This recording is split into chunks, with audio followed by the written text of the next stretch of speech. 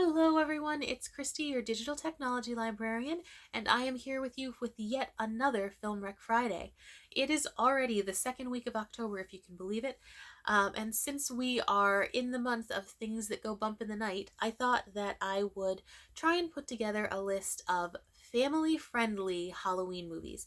Now, I know most of the lists that I do recommend um, tend towards a more adult audience, so I thought it might be fun to mix things up a little bit. These movies don't all necessarily have to be about Halloween specifically. Some of them, of course, are, but others are more themed around monsters or the concept of like otherworldly creatures, but all with definitely more of an all ages point of view. So hopefully, if you have children or teens, you'll be able to find something that will work for them and still be entertaining for you, which is always one of my big goals. Children's movies do not have to be geared towards just kids, they can be just as entertaining for adults. So, um, like I said, hopefully you will find something within these recommendations that will also speak to you as well as your younger family members. So, with no further ado, let's go ahead and get started with those recommendations. As always, these picks come from one of our three video services, which are CleveNet's Overdrive, Hoopla Digital, and Canopy. And all you need to be able to access these films for free is a Milan-Berlin Library card. So let's get started. As usual, we're going to go ahead and get started with a couple of recommendations from CleveNet's Overdrive, and the first of those is for a movie called Ghost Squad. Now, Ghost Squad focuses on this small group of friends.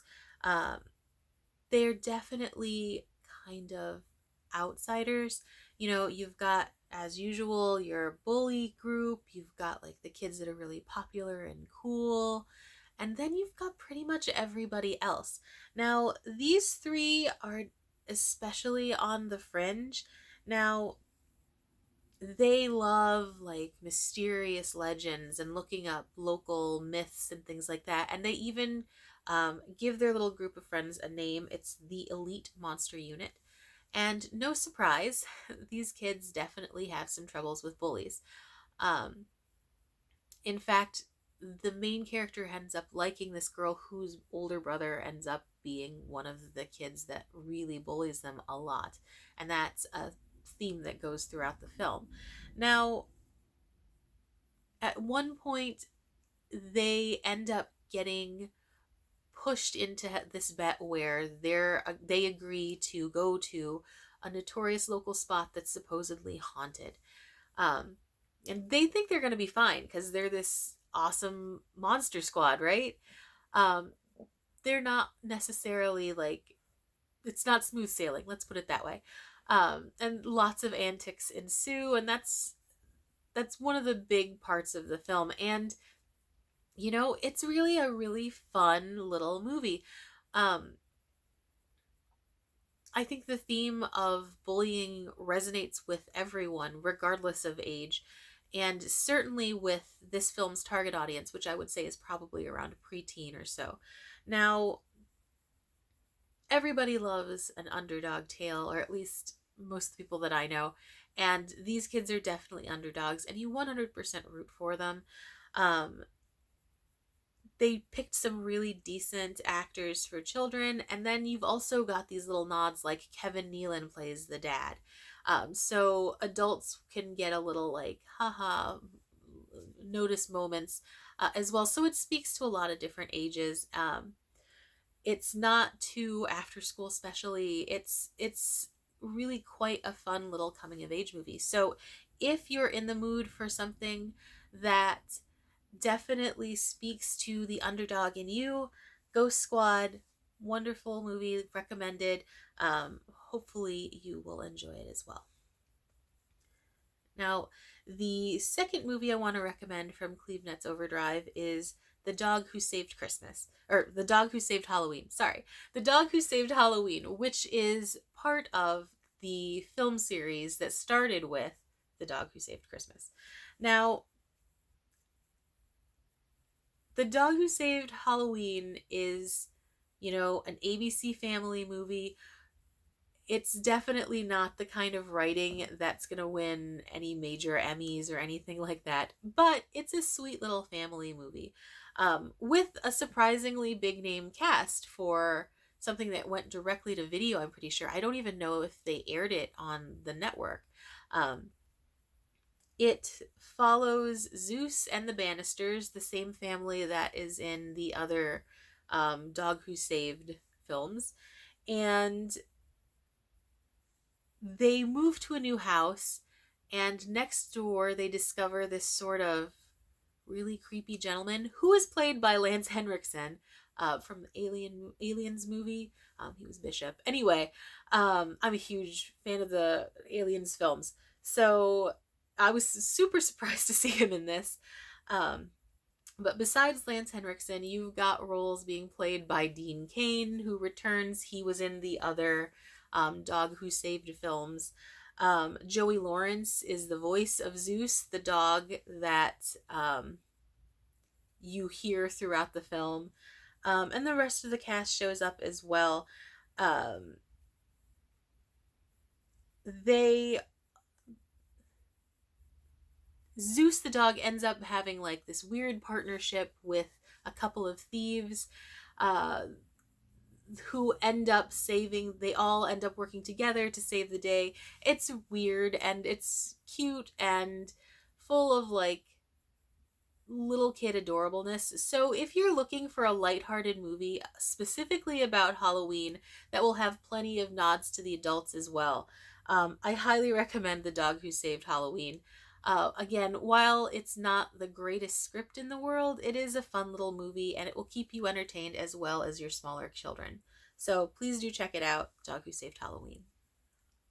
Our second set of recommendations come from Hoopla Digital, and the first of those recs is for this absolutely gorgeous animated feature called A Monster in Paris.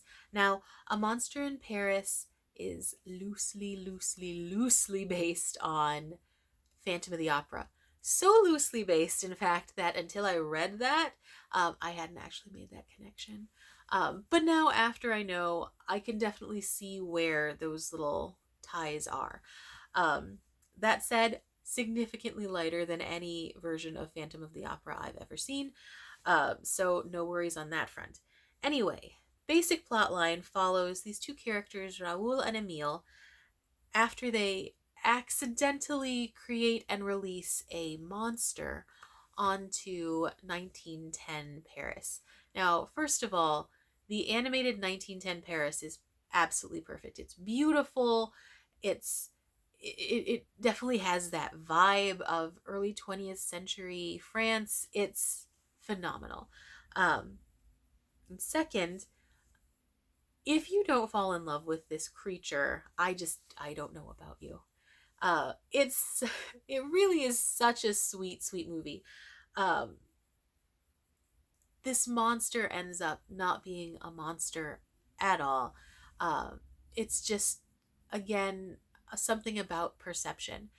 The monster we discover has this gorgeous voice. I suppose that's where the Phantom of the Opera connection comes in, and ends up making people love him when he performs on stage, um, due to being heard by this young, aspiring opera singer as well, who puts him in a costume and a mask so he can fool everyone. And then the two of them end up performing together quite often. Um, in the meantime, while this is all happening, there's this rather corrupt, obsessed police officer who saw this monster and is now absolutely determined to catch and kill it, right? Because that's what you do to monsters. Um, so no matter how much this character learns about this creature, it doesn't really change his opinion. Um, there are so many great lessons that are sort of interwoven in the plot line with this. I honestly, I can't say enough good things. It's such a lovely story and the characters are so well done. They put together a phenomenal cast uh that's just that's just does a phenomenal job with layering all of this emotion into each of these characters, and regardless of the fact that it is a film that's targeted towards younger audiences, it works for any age. And I find that is always such a sweet thing to find in movies when you really are entertained. It's not just like small nods to adults, but really something that will emotionally grab you as well.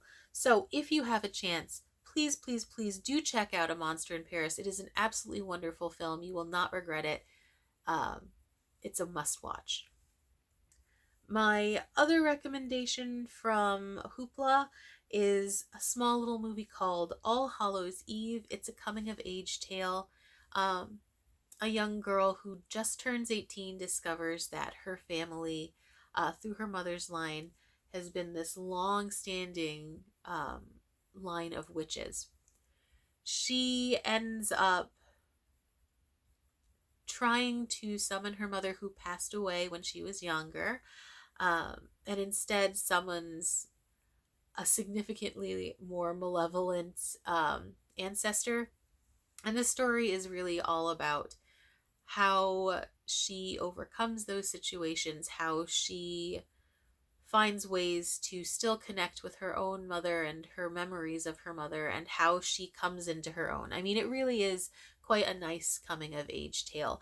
Um, I definitely enjoy like the fantasy themes thrown on top of that coming of age style movie, and it's quite decently acted. A lot of the actors are quite young, but it works quite well. So if you are looking for sort of a very teen girl oriented Halloween style film, All Hallows Eve is definitely one to check out.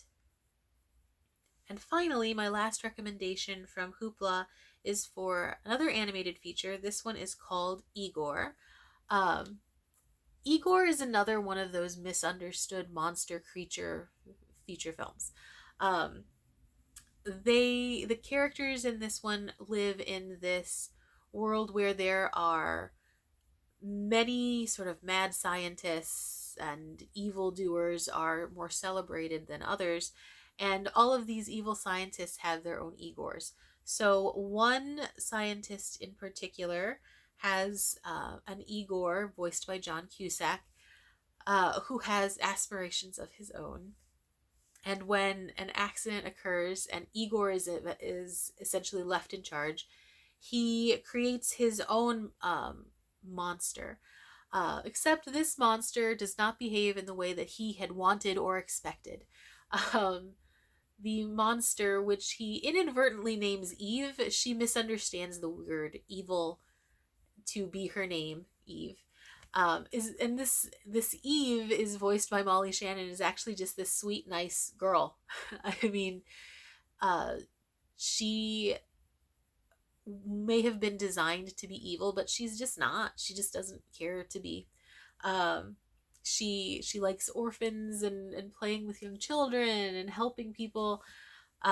She is the antithesis of what Igor had intended to create.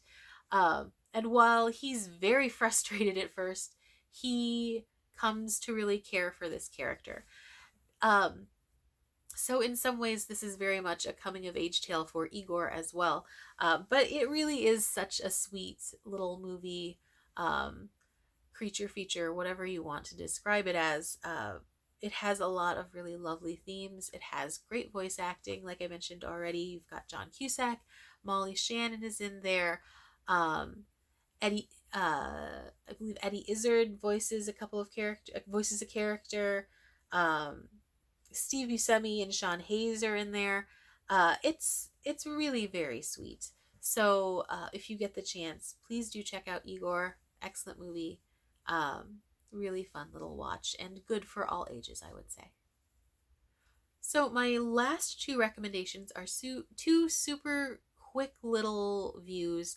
Um, the first of which is called Scaredy Squirrel at Night.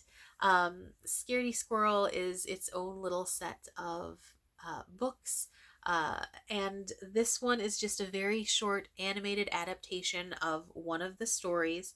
Um, Scaredy does not want to sleep. He refuses to, because when he sleeps, he could have bad dreams. Bad dreams are bad. Um, maybe he's going to dream about dragons or vampires or ghosts, and that would just be the worst thing ever. Um, so this, of course, leads for him to have plans to stay awake all night. And following Scaredy as he makes his attempts not to sleep uh, are really, really quite cute. Very good for young children. Um, Even as an adult, I thought it was kind of adorable. And it is, again, super duper short, so you're not investing a ton of time. It's a nice little, like, short story break kind of film. So if you're looking for something like that, Scaredy Squirrel at Night, definitely a good pick. It's from Canopy. And then my last pick of the week is for a nostalgic pick similar to Scaredy. It's called Space Case. Space Case is based on a book by Edward Marshall, and it's about this alien that arrives on Earth on Halloween night. And it ends up being mistaken for just another trick or treater. Uh, I remember this story from when I was a kid. I believe I even saw an adaptation of it from Reading Rainbow. Um, but I've loved it for, 30 years, and I still think it's a really cute story, and the adaptation is very nicely done as well. So if you're looking for something that maybe if you're around my age you want a bit of nostalgia, or if you're just looking for something cute for the kids, super duper short, again, it's maybe 12 minutes long, I want to say. Quick watch, a lot of fun, and really, really sweet. So Space Case is my final recommendation for the week. As always, if you have something you've watched, if you have something that your kids are really, really loving, please do comment below in the comments section. Let us know so we can share those and view them as well. If you have suggestions for themes, let us know that too. I'm always looking for new ideas on that front. In the next couple of weeks, I'm going to be releasing a couple of more adult-oriented scary movie recommendation lists, so please keep your eyes out for those. Those will be coming out not on Fridays, so it'll be like a little extra treat for those of you who are also horror movie fans. So with that, I'm going to be signing off, and hopefully I will see you all next week. Have a good weekend. Bye.